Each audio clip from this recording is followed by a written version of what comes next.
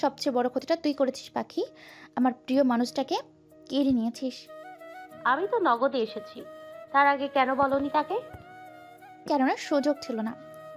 তাহলে আমার দোষ কোথায়? মুস্কান উত্তর দিতে পারল না, চট করে উঠে পড়ল। অপর প্রান্তে গিয়ে বসে পড়ল। নফ কাজের কারণে পাখিকে সময় দিতে পারল না, তবে খেয়াল রাখছে ওর কিচ্ছু লাগছে কিনা। রাত 8টা বাজে, সকলে খাবারের জন্য বসেছে। নাফ ওকে ওদের ফ্যামিলি মেম্বারদের পাশে বসিয়ে গেল খাসির মাংস আনতে। পাখি একটি রোস্টের ওপর কামড় বসিয়েছিল, অল্প অল্প পোলাও মুখে নিচ্ছিল। ঠিক সেই মুহূর্তে জাহিদ তালুকদার এসে হাজির। বেচারা বসার জন্য জায়গা পাচ্ছে না। পাখিকে নিজের পরিবারের সঙ্গে বসতে দেখে তার মেজাজ ক্ষিপ্ত হয়ে এলো। দেখলো আশপাশে নফ আছে কিনা। না, নেই। বেদ্যপটা পেয়েছে সৌজন্য সুযোগ। এই যে, হ্যাঁ তুমি এখানে কি করছো? এখানে কি তোমার থাকার কথা? তুমি আমাদের পরিবারের কোনো সদস্য হও? পাখি পুরাই আহামক হয়ে গেল। মুখে আর রোস্টটা ভরতে পারল না, প্লেটের ওপর রেখে দিল। ভয় ভয় নজরে জাহিদের কাঠিন্য মুখটা একবার দেখতে চেষ্টা করলো। আমতা আমতা করে বলল, না। রাগান্বিত হওয়া মুখটা নিয়ে জাহিদ ফের বলেন, তাহলে এই অনুষ্ঠানে তুমি কি করছো? বন দিয়ে শাস্তি মিটে নাই, এখন আবার তোমাকে পাঠিয়ে দিয়েছে বাকিটা এই বাড়ির ছেলেদের মাথা খেতে। পাখি পুরো থম মেরে রইল। অপমানের চোখ দুটি ভীষণ জ্বালা করছে। অতপর নেত্রমণি ঘোলাটে হয়ে অশ্রুতে ছলছল করে উঠল। বুক ফুঁড়ে কান্না উপরে বেরিয়ে এলো। উনি পাখির সামনে থেকে খাবারের প্লেট ছো মেরে টেনে নিলেন। প্লেট সহ খাবার ডাস্টবিনে ফেলে দিলেন। ভয়ে কেউ মুখ দিয়ে শব্দ অবধি পর্যন্ত করতে পারল না, কেননা এই বাড়ির পুরুষদের সকলে যথেষ্ট ভয় করে। তার ওপর নাফের মা, দাদি, চাচি কেউ ছিল না উপস্থিত যে বাধা দিবে। ছোটরা যারা ছিল সকলেই ভীতু, মুখের ওপর তর্ক করে না। সেই সুযোগ কাজে লাগে উনি মিথ্যা বাড়ির মেয়েকে বেশ ধুচ্ছেন। ওনার জিদ মেয়েটার ওপর নয়, মিথ্যা বাড়ির ওপর। ওই বাড়ির জন্য সেদিন তাকে অপমানিত বোধ হতে হয়েছিল। পাখির চোখ দিয়ে ঠিকরে 2 ফোঁটা পানি বেরিয়ে এলো। সে অর্ধ খাওয়া হাত নিয়ে তালুকদার বাড়ি থেকে বেরিয়ে গেল। খাবার মুখের সামনে থেকে কেড়ে নেওয়ার মতো নিন্দাজনক অপমান বোধহয় তার লাইফে প্রথমবার ঘটছে। বাড়ি গিয়ে মুক্তিকে জড়িয়ে ধরে হাউমাউ করে বেশ অনেকক্ষণ কাঁদল। মুক্তি ভারী অবাক হলো। মেয়েটা যাওয়ার সময় কত হাসি খুশি না ছিল, কিন্তু আসার সময় এত কান্না নিয়ে এলো। এর উৎস সে খুঁজে পেল না, তবে খারাপ কিছু ঘটেছে তা স্পষ্ট। মুক্তি ওর মাথার ওপর হাত বুলাতে বুলাতে ছোট করে বলল, কি হয়েছে বোন, কাঁদছিস কেন? তোকে কেউ কি কিছু বলেছে? নওয়াব ভাই ধমকিয়েছে?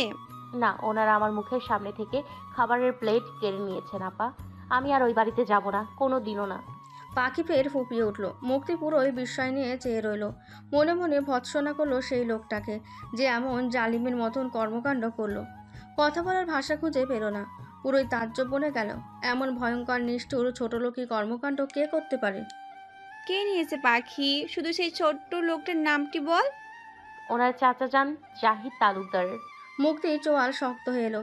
ছোট লোক একটা, থাক কাঁদিস না। লোকটা অমনি জালিম, দেখিস উনিও একদিন ভর মজলিসে অপমানিত হবেন। কেউ কাউকে বিনা কারণে অপমানিত করলে তাকে অপমানিত হতেই হয়, বুঝলি?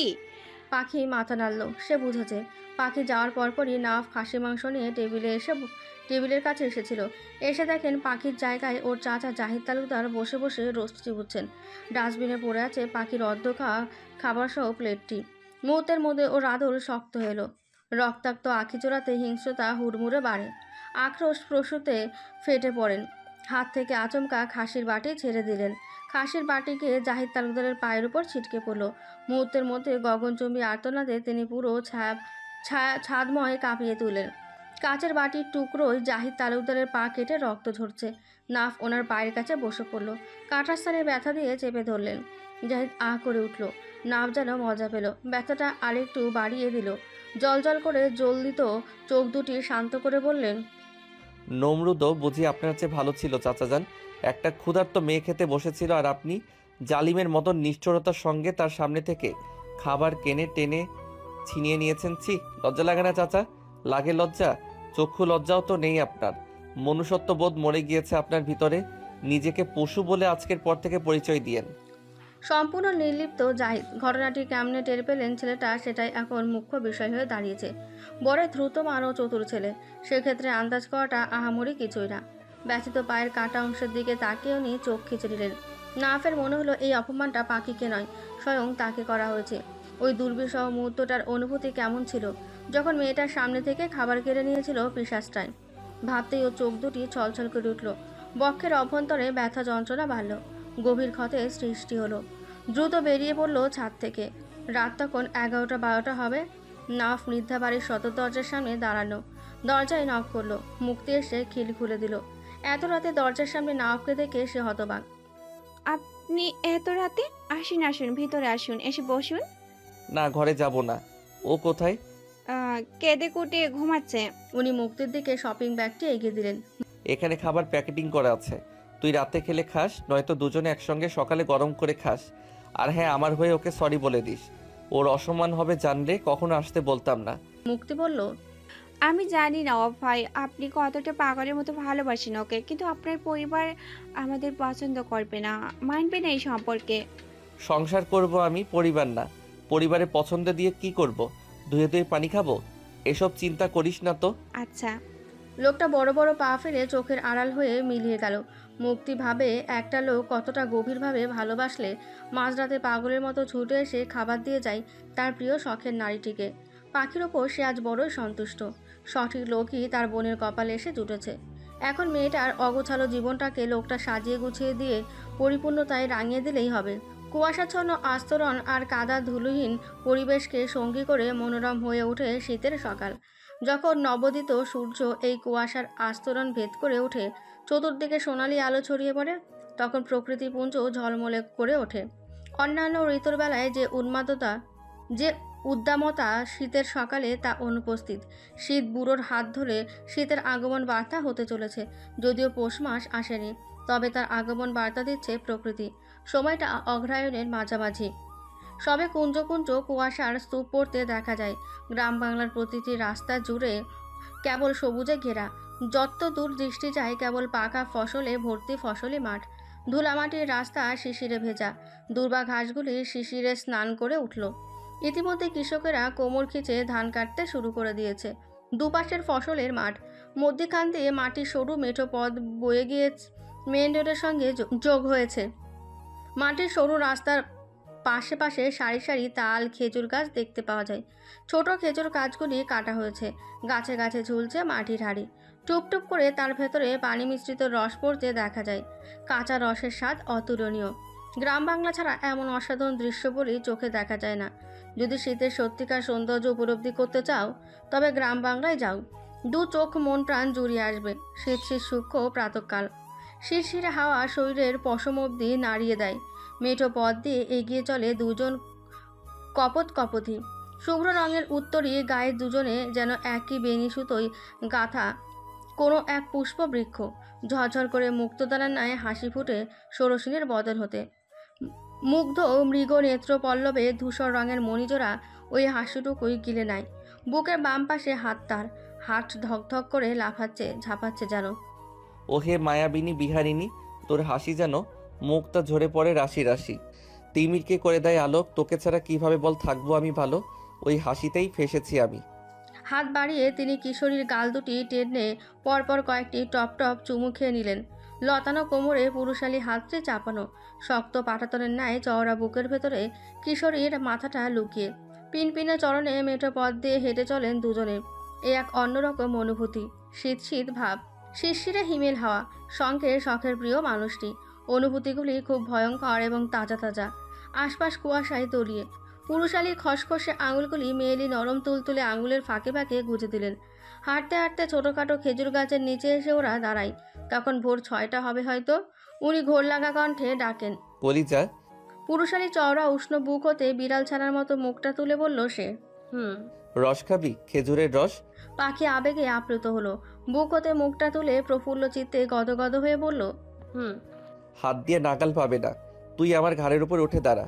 না বাপু, নিচে পড়ে কোমরের হাড় গোড় সব ভেঙে যাবে। পড়বি না, আমি আছি তো, ঠিক তুলে নিব। সত্যি তো? 3 সত্যি। যখন দেখবো পড়বি ভাব, ঠিক তখনই টুপ করে কোলে তুলে নিব। হা হা হা। দুষ্টু লোক। ওনার ঘাড়ের ওপর উঠে নিল। যদিও এ এক অসম্ভব কর্ম, তবুও চেষ্টা করতে ক্ষতি কি। একটু একটু একটু এদিক ওদিক হলে সোজা তার কোমর নির্ঘাত শেষ।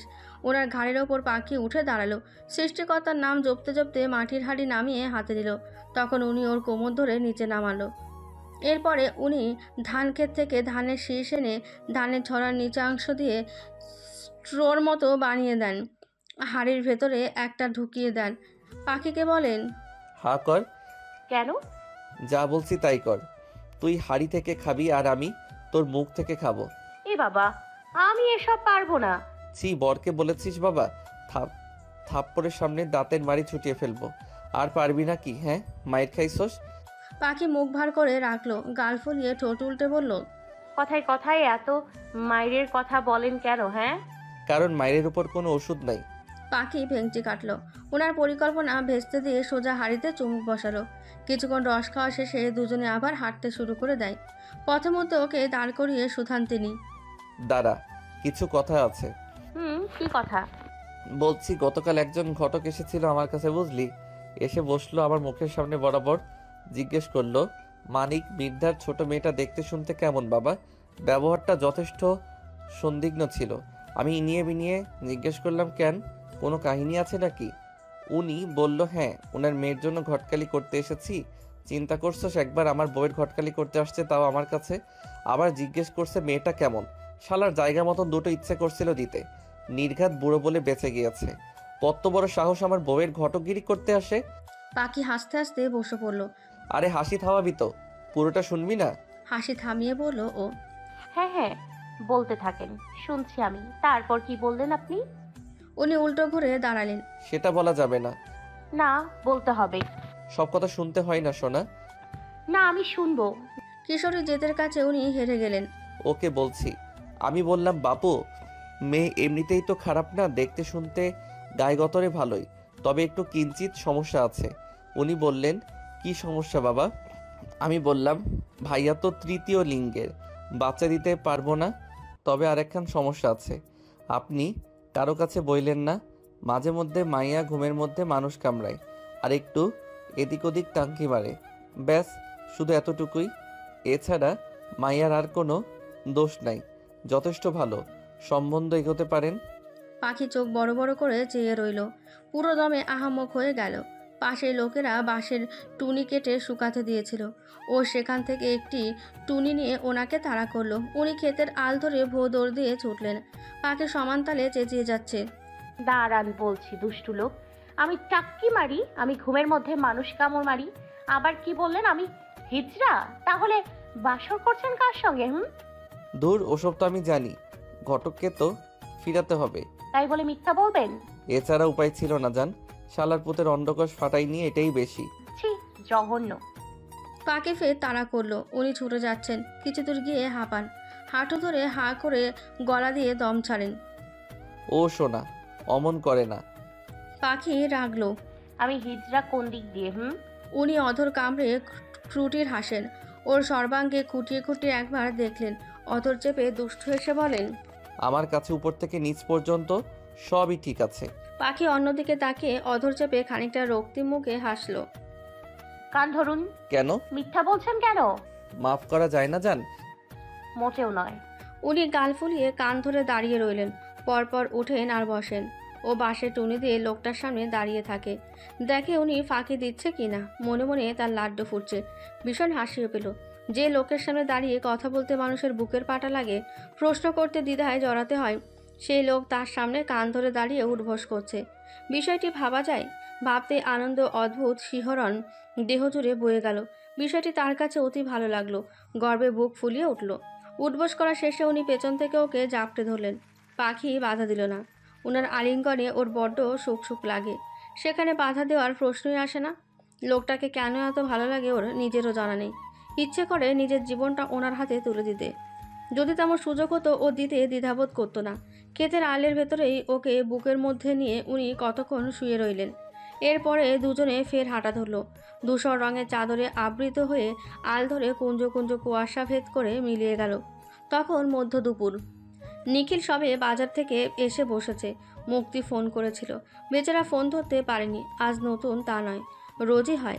কাজের প্রেশারের এতই বেশি যে দম ফেলবার জো নেই। লুঙ্গি পরে খাটের ওপর শুয়ে পড়ল। খাটের সঙ্গে হেলান দিয়ে মুক্তিকে কল করলো। বেচারি ধরছে না।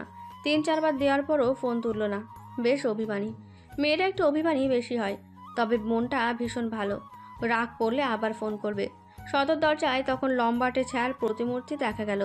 ঘরে ঢুকতে ঢুকতে লোকটা রসিকতাপূর্ণ কণ্ঠে শুধালেন। কি রে, আফ্রিকার জঙ্গল খুলে বসে আছিস কেন? নিখিল লুঙ্গি ঠিক করে হাসতে হাসতে বলল, সব দেখে ফেলেছিস নাকি? ওই আফ্রিকার জঙ্গলের মধ্যে সরীসৃপ ছাড়া কিছুই দেখিনি। নিখিল হো হো করে একগাল হাসলো। হাসতে হাসতে বিছানার মধ্যে কতক্ষণ গড়াগড়ি খেলো। এরপরে ফের উঠে বসলো। শালা, আর ভালো হলি না? ভালো হতে পয়সা লাগে, পয়সা আছে দে, একেবারে ভালো হইয়া যাই। ধুর, পাখির খবর কি? ভালো। বিয়ে কবে করেছিস? যে সপ্তাহে কোনো শুক্রবার নেই ওই সপ্তাহে। দুটো শালা, ইয়ার কি মারছিস না বিয়ে সেরে ফেলেছিস? দুটোই। নিখিল কিছুক্ষণ থম মেরে রইল।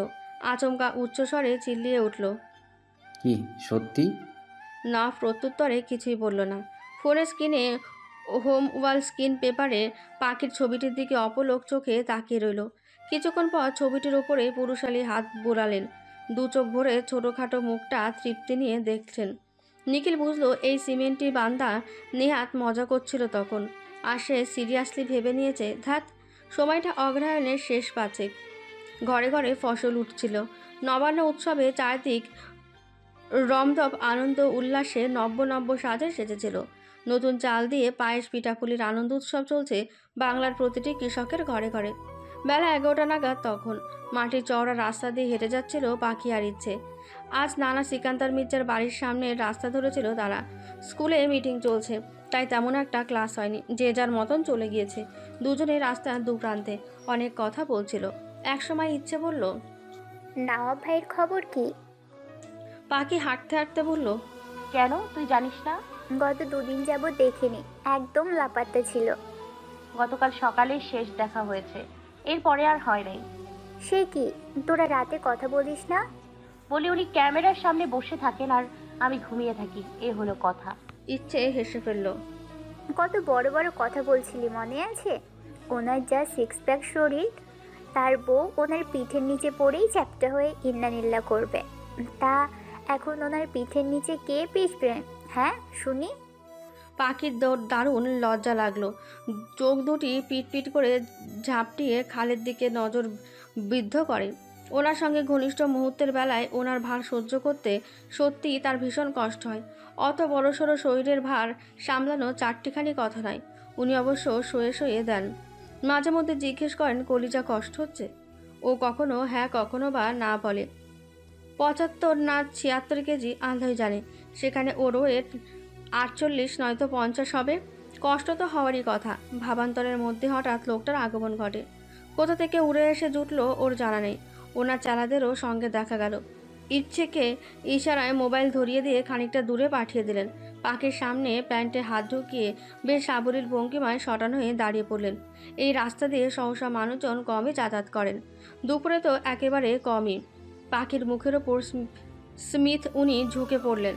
ফু দিয়ে অগোছালো কেশগুলি উড়িয়ে দিলেন ও চোখ দুটি আলতো বন্ধ করে নিল। সেই সুযোগে লোকটা অধরে ছোট করে চুমু খেলো। এই দৃশ্য দেখে রমেশ পেছন থেকে সাফিনের চোখ চেপে ধরল। আমি কিছু দেখি নাই, তুই কি কিছু দেখেছিস? সাফিন তেজে উঠল। শালা, দেখতে দিলি কই? নায়ক যখন নায়িকাকে কিস করতে যাবে ঠিক সেই উত্তেজনামূলক মুহূর্তে তো দিলি তো চোখ জোড়া বন্ধ করে। ওইসব দেখতে নেই রে পাগলা, ভাই ভাবির সঙ্গে রোমান্স করছে। আমরা এখান থেকে কি করব? বরং আমরা গিয়ে ওই প্রান্তে বসি। সাফিন সায় দিল। রমেশ গিয়ে ইচ্ছের পাশে বসলো। কি দেখেন আপা? আপনার কল্লা।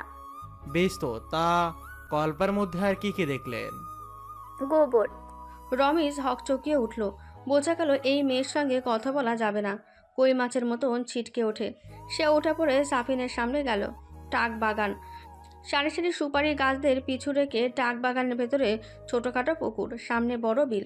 পুকুরে পা চুপিয়ে নাফের বুকের সঙ্গে মিলেমিশে একাকার হয়ে আছে মেয়েটি। লোকটা ঠিক ওর পিছনবর্তী, ওর ঘাড়ে ওনার থুত্তি রাখা। কিরে, কথা বলছিস না কেন? কি বলবো? কিছু বলার নেই? পাখি ওনার বুকের ভেতরে কামড় বসান। খুব খারাপ আপনি। খারাপ ছাড়া পুরুষ লোক হয় না। পাখি ওনার হাতে কামড়ে দেন। ছোট বিড়ালটা কামড়ানো শেষ হলে এবার একটু থামেন, শান্ত হন। পাখি শান্ত থাকে না, কখনো ওনার ঠোঁট ধরে টানে, কখনো নাক। উনি পকেট থেকে কাগজে মোড়ানো কিছু একটা বের করেন, পাখির সামনে এগিয়ে দিয়ে বলেন। খেতে থাক। পাখি বেশ আগ্রহ কৌতূহল নিয়ে জানতে চায়। কি এটা? চানাচুর। তোর নানার বাড়ির পাশের বাসায় গিয়েছিলাম, চানাচুর দিয়েছিল খেতে।